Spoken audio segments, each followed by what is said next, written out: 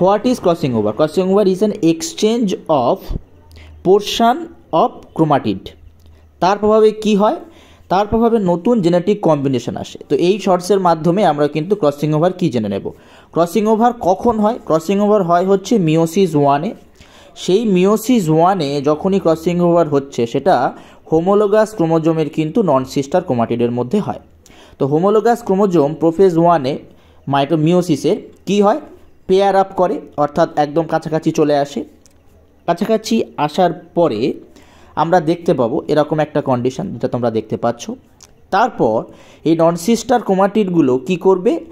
একে অপরের সঙ্গে কি করবে?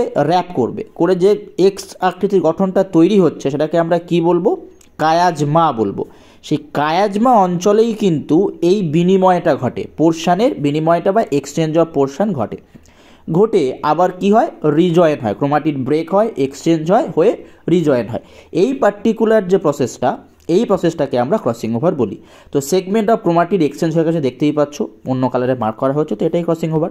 Subscribe for more.